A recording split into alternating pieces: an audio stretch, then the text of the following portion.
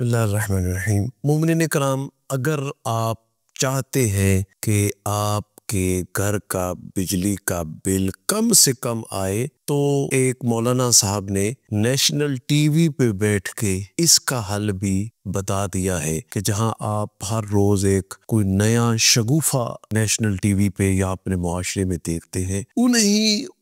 مذاقوں میں سے ایک مذاق جو کہ نیشنل ٹی وی پہ بیٹھ کے بتایا گیا اور اسے اسلام کے ساتھ ایسی من گڑت بات کو جوڑ دیا گیا جو کہ پھر مذاق بنا، جو کہ پھر میمز بنی اس پہ۔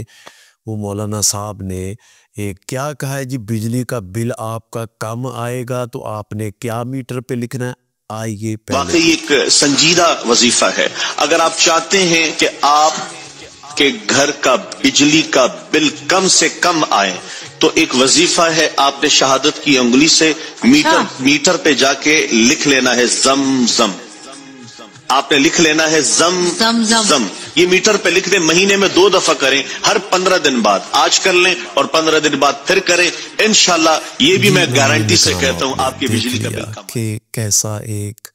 وظیفہ بتا رہے ہیں کہ میٹر پر آپ نے شہادت والی انگلی سے زم زم لکھ لینا ہے تو آپ کا بجلی کا بل کم آئے گا۔ اور پھر اب اس پہ وہ دوسرے معاشرے کی تو بات چھوڑے نا جو غیر مسلم ہے، ہم جو مسلمان ہیں اس پر مذاق بنائے جا رہے ہیں۔ وجہ کیا ہے کہ ایسی باتیں کیوں کی جاتی ہیں کہ ایسے پھر مذاق بنتا ہے؟ یہ ہے قرآن مجید کو جب سمجھانا چاہے، کیونکہ بارہا قرآن مجید میں فرمایا گیا نا، اسے ٹھہر ٹھہر کے اور غور و فکر کر کے سمجھ کے پڑھو، اس قرآن مجید کو سمجھو اور اس کو حضور علیہ الصلوۃ والسلام خاتم النبیین صلی اللہ علیہ وآلہ وسلم محمد وآل محمد کی سیرت کی روشنی میں، جو یہ دونوں جو کہ چھوڑ کے گئے ہیں نبی اعظم علیہ الصلوۃ والسلام، تو ان کی روشنی میں اپنی زندگی کو گزارو گے تو پھر ایسی باتیں نہیں ہوں گی کہ جیسے وہ ایک جماعت کے امیر نے کہا جہاں درد ہو رہی ہو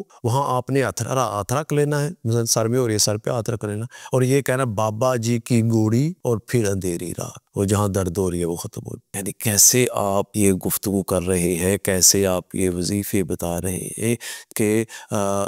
ہمیں وہ اس طرف جانا ہے، مثبت سوچ رکھنی ہے،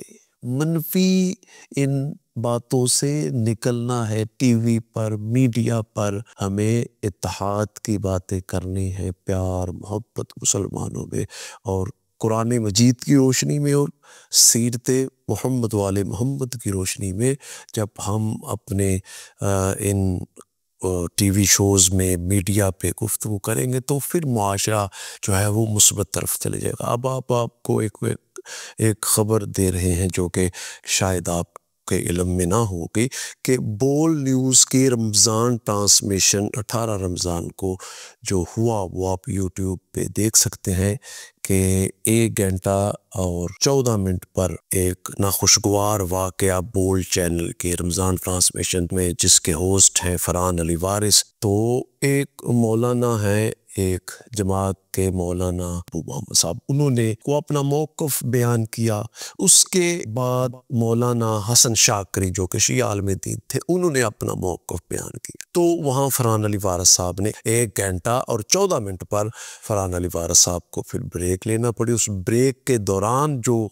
ویڈیو ہم تک پہنچی وہ میں نے دیکھی ہے، اب تک وہ ویڈیو نہیں پہنچا سکتا کہ مولانا ابو محمد اسے حسن شاکری صاحب کو پر حملہ آور ہوئے ایسے جیسے انہیں مارنا چاہتے ہیں، پھر انتظامیہ نے بیچ میں پڑھ کے تو پھر وہ چھڑوا دیا ان کو اور معاملہ حل کیا۔ جب آپ کا دوسرے کا موقف سننے کا حوصلہ برداشت نہیں ہے تو انتظامیہ کو چاہیے ایسے افراد کو نہ چینلز پر لایا کرے کہ جو دوسرے کا موقف نہیں سن سکتے۔ حسن شاکری صاحب جو ہے ان کو سلام پیش کریں گے، اس کے باوجود کہ انہوں نے بدتمیزی کی، اس کے باوجود انہوں نے ان سے اظہار معذرت کیا۔ تو یہ ہے ہمارا اصل دوری۔ آپ وسیم بادامی صاحب ہیں، وہ بھی پروگرام کرتے ہیں، اس میں کیا پوزیٹیو عمل ہے کہ وہ یتیموں، مسکینوں، غریبوں کی جو ان کی ہیلپ کرتے ہیں، ان کے مالی اخراجات کا سلسلہ اسی رمضان ٹرانسمیشن میں ہوتا ہے، تو یہ ایک مثبت نظر ہے۔ منفی بھی معاملات ہو سکتے ہیں، ہم یہ نہیں کہتے، منفی پہلو بھی اس کے ہوں گے،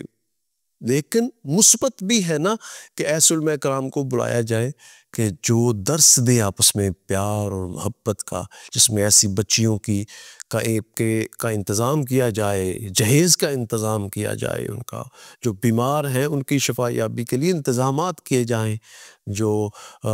صاحب ثروت لوگ ہیں، امیر ہیں، جن کے پاس دولت ہے، ان کو اس طرف مائل کیا جائے کہ وہ اللہ کے تعالیٰ کی راہ میں خرچ کریں۔ تو یہ ہے مثبت معاملہ نا، جس سے پیار محبت بڑھے، نہ کہ ایسی ہم میں انتہا پسندی ہو، ہم دوسرے کی بات کو سننا گوارا نہ کریں، جو میں نے کہہ دیا بس وہی آپ کو تسلیم کرنا ہے۔ اور پھر جیسے یہ مولانا صاحب نے وظیفہ بتلایا، پھر ایسی باتیں کہ تمہارا بجلی کا بل ایسے کم ہو جائے گا، یا ایسے پھونکے سپیکر پہ ماری جائیں کہ وہ دنیا کو بتایا جائے کہ ان پھونکوں سے جو ہے وہ اللہ کے کلام میں یقیناً بڑی طاقت ہے۔